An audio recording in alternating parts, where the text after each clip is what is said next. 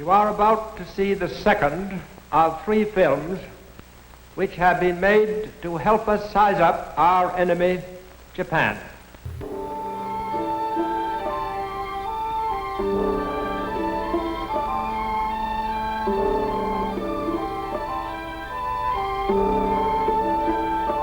So, you are the enemy.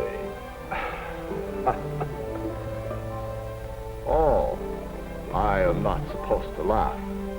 You've heard that the Japanese do not show their feelings, nor do I have big teeth and thick glasses. How sad to disillusion you, and how easy. Easy because you do not know the Japanese. You only think you do, and you're wrong. Let me show you how wrong you are.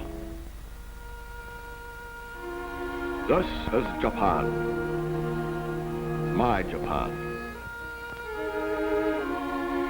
It is lovely.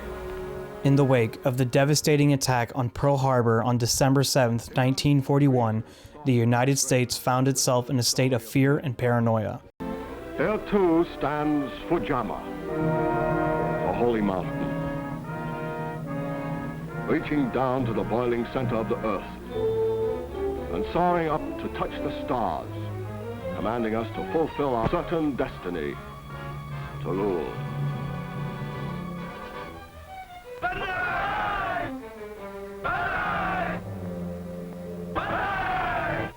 When the Japanese attacked Pearl Harbor, our west coast became a potential combat zone. Within days, President Franklin D. Roosevelt signed Executive Order 9066, which paved the way for the forced relocation and internment of over 120,000 Japanese Americans. Convoys were being made up within sight of possible Axis agents. There were more Japanese in Los Angeles than in any other area. At nearby San Pedro, houses and hotels occupied almost exclusively by Japanese were within a stone's throw of a naval air base, shipyards, oil wells. Japanese fishermen had every opportunity to watch the movement of our ships. Japanese farmers were living close to vital aircraft plants. These Japanese Americans, many of whom were born and raised in the United States, suddenly found themselves labeled as potential enemies and stripped of their civil liberties. They were forcefully uprooted from their homes, businesses, and communities and sent to hastily built internment camps located in desolate parts of the country. More than 100,000 men, women, and children, all of Japanese ancestry, removed from their homes in the Pacific Coast states to wartime communities established in out-of-the-way places. The conditions in these internment camps were often harsh and dehumanizing. Families in cramped barracks surrounded by barbed wire fences and guarded by armed soldiers. And guarded by military police, symbols of the military nature of the evacuation.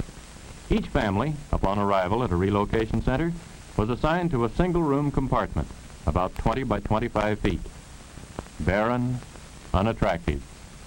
A stove, a light bulb, cots, mattresses, and blankets. Those were the things provided by the government. They endured harsh weather conditions, limited access to basic amenities, and a loss of personal freedom. Americanism, taught in the schools and churches and on the playgrounds, loses much of its meaning in the confines of a relocation center. Despite the unjust treatment they faced, many Japanese Americans remained loyal to the United States.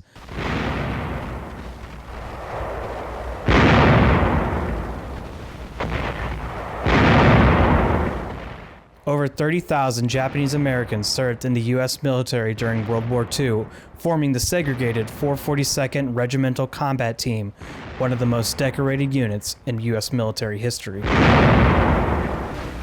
Important and decisive battles. And each time, these men of the 100th Infantry Battalion and the 442nd Combat Team have been right out in front. Here, after bitter fighting, they enter Livorno, one more ill-fated town that has been pounded into rubble as the Fifth Army makes its slow, tortuous advance up the hot, dry valleys of Italy. Over time, as the war progressed, public sentiment began to shift and the internment policy came under scrutiny. In 1944, the Supreme Court ruled in Kuramatsu versus United States, upholding the constitutionality of the internment. So there can be no question of the constitutionality of any part of the action taken by the government to meet the dangers of war. But later generations would recognize it as a grave injustice.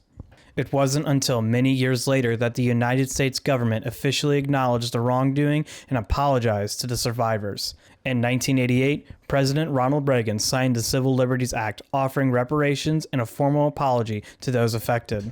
Today, former internment camps such as Manzanar have been designated as National Historic Sites to ensure that this dark chapter in the history of the United States is not forgotten. We as a people must remember the mistakes of the past to ensure that they are never repeated.